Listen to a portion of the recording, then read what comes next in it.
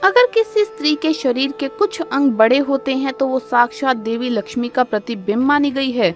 ऐसी स्त्री होती है भाग्यशाली, चमका देगी आपका भी भाग्य। दोस्तों, आज की इस वीडियो में हम आपको स्त्री के उन अंग के बारे में बताएंगे जिनका बड़ा होना बेहद ही शुभ माना जाता है। साथ ही हम आपको बताएंगे कि स्त्री का कौन सा वो अंग है जो सबसे पवित्र माना जाता है। तो पूरी जानकारी के लिए इस वीडियो को अंत तक जरूर देखिएगा। नमस्कार दोस्तों, स्वागत है आप सभी का एक बार फिर से। दोस्तों, सच्ची श्रद्धा से कमेंट्स में जरूर लिखे हर हर महादेव। दोस्तों, ऐसा कहा जाता है कि स्त्री को समझना बहुत ही मुश्किल है। सृष्टि रचयिता ब्रह्मा जी की एक रचना नारी है जिसे वो स्वयं भी पूरी तरह से समझ नहीं पाए। इसी कारण इस रचना के दोष और गुणों का परिमाण लगाना असंभव है। प्राचीन काल से ही कई विद्वानों ने स्त्रियों पर कई ग्रंथ लिखे हैं, लेकिन ये भी उनके स्वभाव का संपूर्ण वर्णन नहीं कर सकते। दोस्तों, हिंदू धर्म में स्त्रियों को देवी माना जाता है। शास्त्रों के अनुसार महिलाओं को विशेष महत्व दिया जाना चाहिए। कहा जाता है कि स्त्री अगर घर को स्वर्ग बना सकती है तो उसमें ये भी क्षमता होती है कि वो पथ भ्रष्ट होने पर उसे नरक भी बना देती है। शास्त्रों में स्त्रियों के कई लक्षणों के बारे में बताया गया है। कुछ लक्षण स्त्रियों के चरित्रहीन होने की ओर इशारा करते हैं तो कुछ उनके भाग्यशाली होने की ओर इशारा करते हैं। समुद्र शास्त्र में एक औरत के गुणों को उसके शरीर की बनावट के आधार पर भली भांति बताया गया है। इसमें कहा गया है कि जिस पुरुष के पास ऐसी स्त्री है उसे खुद को भाग्यशाली समझना चाहिए। आज की इस वीडियो में हम आपको स्त्रियों के शरीर के कुछ ऐसे ही शुभ लक्षणों के बारे में बताने जा रही हैं। अगर किसी भी स्त्री के शरीर के अंग बड़े होते हैं तो वो साक्षात देवी लक्ष्मी का प्रतिबिंब मानी गई है। शायद यही वजह है कि जब हमारे घर के बुजुर्ग विवाह के लिए लड़की देखने जाते थे तो वो शारीरिक सुंदरता की बजाय बालिका के शारीरिक अंगों और लक्षणों पर अधिक गौर करते थे। आइए आपको बताते हैं भाग्यशाली स्त्रियों के लक्षण। लेकिन दोस्तों, उससे पहले आपसे रिक्वेस्ट है कि वीडियो को लाइक करें, अपने दोस्तों के साथ शेयर करें और अगर आपने अभी तक चैनल को सब्सक्राइब नहीं किया है तो सब्सक्राइब करके बेल आइकन जरूर प्रेस कर लें। दोस्तों, पहला लक्षण है लंबी गर्दन।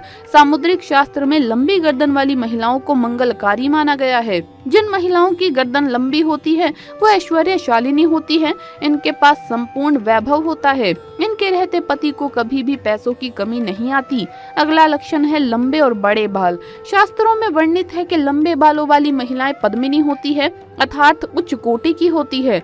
लंबे और रेशमी बाल शुभता और सौंदर्य का प्रतीक है। भगवती देवी का कोई भी चित्र या प्रतिमा देखेंगे तो पाएंगे कि उनके बाल लंबे होते हैं। लंबे बालों वाली महिलाएं पति के लिए भाग्यशाली साबित होती है। अगला लक्षण मासल और पृष्ठजंघाएं। मासल और पृष्ठजंघाएं भी सौभाग्य का प्रतीक है।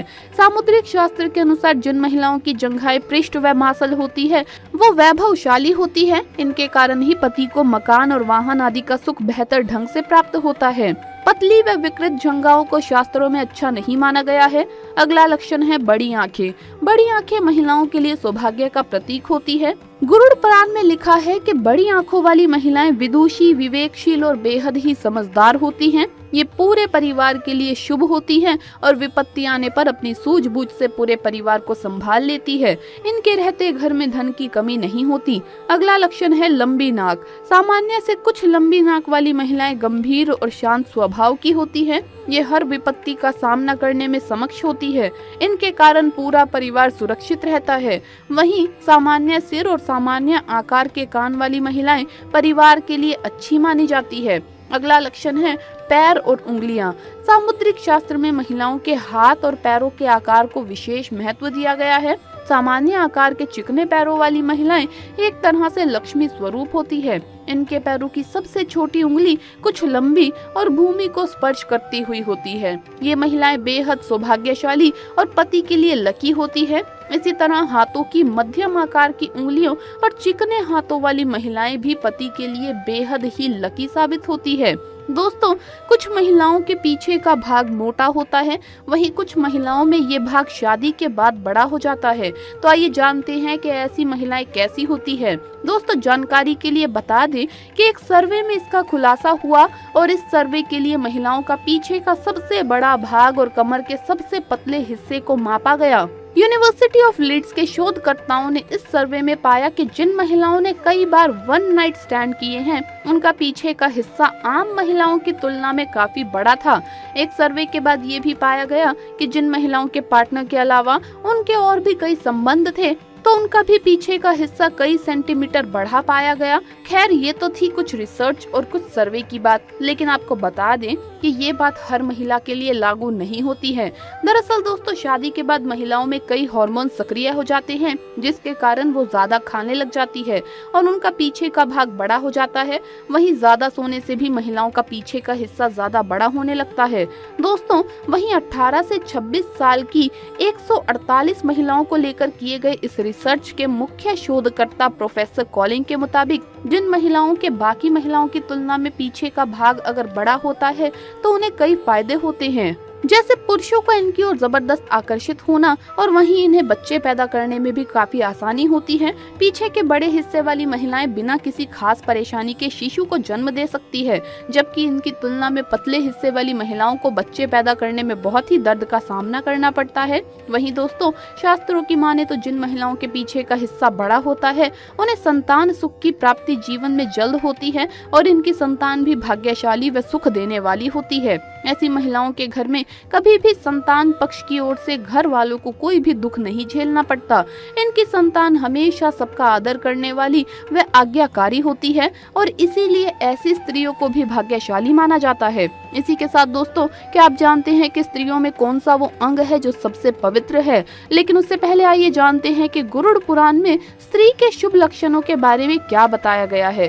दोस्तों, गरुड़ पुराण के अनुसार वो स्त्री जो घर के सभी काम जैसे कि भोजन बनाना, साफ सफाई करना, घर को सजाना, कपड़े बर्तन आदि साफ करना, बच्चों की जिम्मेदारी ठीक से निभाना, घर आए अतिथियों का मान सम्मान करना, कम संस्थानों में ही गृहस्थी चलाना आदि कार्य में दक्ष होती है, उसे पति का भरपूर प्रेम मिलता है, घर में भी तरक्की होती है। वो स्त्री जो बहुत ही मधुर बोलती है और सदैव बड़ों से संयमित भाषा में ही बात करती है, सबकी प्रिय होती है। जो स्त्री अपने पति की बातों को सुनती है और उसका पालन करती है, इसके अलावा पति के मन को चोट पहुंचाने वाली कोई बात नहीं करती, ऐसी स्त्री के लिए पति कुछ भी करने को तैयार रहते हैं। वो स्त्री जो अपने पति के अलावा किसी अन्य पुरुष के बारे में नहीं सोचती, धर्म ग्रंथों में ऐसी ही पत्नी को पतिव्रता कहा गया है। गरुड़ पुराण के अनुसार ऐसी पत्नियां पति को बल देती है और अंत में चलकर सुख भोगती है। चलिए अब बात करते हैं कि कौन सा वो अंग है जो स्त्रियों में सबसे ज्यादा पवित्र होता है। दोस्तों, हमारे शास्त्रों में कहा गया है कि ब्राह्मणों के पैर सबसे ज्यादा पवित्र होते हैं, वहीं गाय के शरीर का पिछला भाग पवित्र माना जाता है, घोड़े का मुख पवित्र माना जाता है, बकरे का मुख पवित्र माना जाता है। तो क्या आप जानते हैं कि स्त्री के शरीर का कौन सा भाग पवित्र है? आपको बता दें कि हमारे शास्त्रों में लिखा गया है कि स्त्री का पूरा शरीर पवित्र होता है। अगर आपको ये लगता है कि कोई भाग अपवित्र है तो ऐसा सोचना बिल्कुल गलत है। स्त्री के शरीर के हर भाग को पवित्र माना जाता है। भारत देश में केरल एक ऐसी जगह है जहां पर स्त्रियों की पूजा होती है। माँ, बहन, बेटी के रूप में स्त्रियों को पूजा जाता है। शायद इसीलिए केरल को भगवान की भूमि कहा जाता है और ये सही भी है। जहाँ पर स्त्रियों की पूजा होती है वहाँ पर स्वयं भगवान बसते हैं। केरल राज्य के पुरुष महिलाओं के पैर छूते हैं। वहीं नॉर्थ इंडिया में अगर ये बात कही जाए तो बहुत ही अटपटी मानी जाएगी। यहाँ तो खुद स्त्रियों से पैर छुआए जाते हैं। तो इस बारे में आपकी क्या राय है, हमें कमेंट्स करके जरूर बताइए। दोस्तों, जब एक खेत में ट्रैक्टर से कटकर हुई नाग की मौत और फिर उसकी नागिन ने जो किया उसे देख लोगों के रोंगटे खड़े हो गए। दोस्तों, ये घटना राजस्थान के एक गांव की है जहां सालों पहले नागिन ने कुछ ऐसा कहर मचाया जिसे लोग आज तक नहीं भूल पाए। दोस्तों, एक दिन नाग नागिन का जोड़ा यूं ही घूमता घूमता अचानक से उस गांव में आ गया। उन्हें जब कोई जगह सुरक्षित नहीं मिली तो वो खेतों की तरफ चले गए। ऐसे में गांव में रहने वाला सूरज नाम का एक व्यक्ति अपने खेत में ट्रैक्टर चलाकर खेत की जुताई कर रहा था। तभी वो नाग नागिन का जोड़ा रेंगते हुए उस ट्रैक्टर की तरफ बढ़ रहा था। वहीं नाग दाईं तरफ तो नागिन बाईं तरफ चल रही थी। तभी अचानक से वो नाग सूरज के ट्रैक्टर के नीचे आ गया।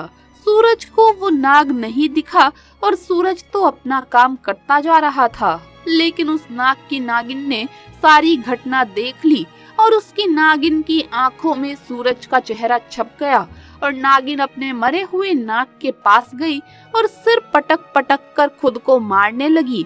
काफी देर तक नागिन अपने मरे हुए नाग के पास बैठकर रोती ही रही। उसके कुछ देर बाद सूरज अपना ट्रैक्टर उसी जगह से चलाकर निकल रहा था। मौका पाकर नागिन सूरज के ट्रैक्टर के पीछे वाले हिस्से पर चढ़ गई और ट्रैक्टर के साथ ही सूरज के घर पहुंच गई। दोपहर का समय था। सूरज घर खाना खाने पहुंचा था और जैसे ही सूरज ट्रैक्टर से नीचे उतरा, नागिन ने उसके पैर पर डस लिया।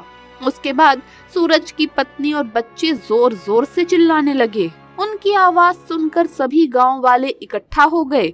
वो नागिन बड़े ही गुस्से में आकर सूरज के सामने फन फैलाकर खड़ी हो गई और वो नागिन किसी को भी सूरज के पास जाने नहीं दे रही थी।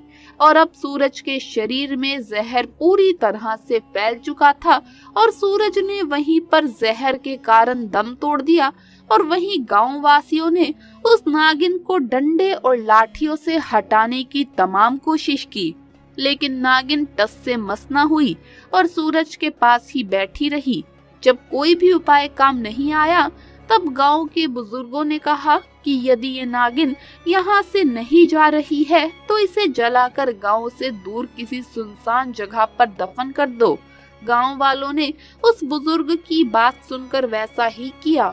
उस नागिन के आसपास लोगों ने पेट्रोल डालकर माचिस से आग लगा दी। देखते ही देखते वो नागिन उस आग में जलकर राख हो गई और फिर गांव वालों ने उस नागिन को डंडे से उठाकर गांव की सुनसान जगह पर जाकर उसे गड्ढे में दबा दिया। तब जाकर उन गांव वालों की जान बची। फिर सूरज के पास उसका परिवार गया और कुछ ही देर में सूरज का भी अंतिम संस्कार किया गया। तब से लेकर आज तक उस नागिन का कहर हर किसी को याद है, क्योंकि उस नागिन को देखकर लग रहा था कि वो नागिन सभी की जान लेना चाहती थी। लेकिन सही समय पर उस बुजुर्ग की बात मानकर गांव वालों ने समझदारी दिखाई और सभी गांव वालों की जान बच गई। तो दोस्तों, वीडियो को लाइक करना ना भूले, अपने दोस्तों के साथ शेयर करें और हमें सब्सक्राइब जरूर करें। जल्द मुलाकात होगी अगली वीडियो में। हर हर महादेव, जय महाकाल।